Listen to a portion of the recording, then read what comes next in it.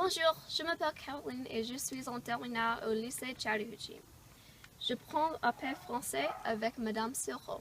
J'apprends le français depuis 6 ans, mais j'ai toujours été familière avec la langue française parce que ma mère m'a parlé français toute mon enfance. J'adore la langue. Pour moi, c'est un moyen d'accéder à une autre culture. L'été dernier, je suis allée à Paris avec ma mère et des amis. C'était ma première fois à l'étranger, alors l'expérience m'a changé. Mon rêve est d'aller à Georgia Tech pour devenir ingénieur en écologie et aussi utiliser la langue française. Le poisson et le pêcheur est une fable française classique.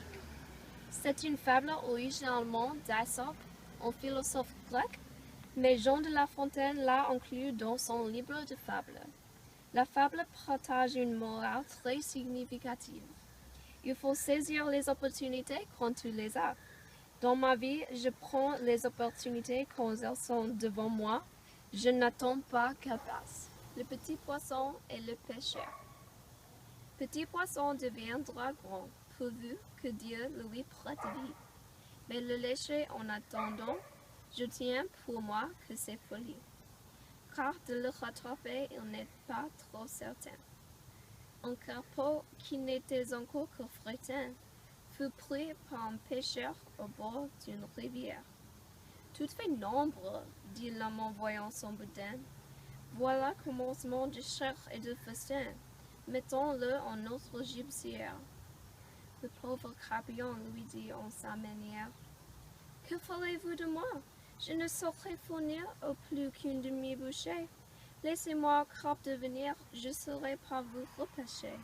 Quelque gros partisan m'achètera bien cher. Au lieu qu'il vous en faut chercher, peut-être encore son de ma taille pour faire un plat. Quel plat? Croyez-moi, rien qui vaille. Rien qui vaille? Eh bien, soit, repartit le pêcheur.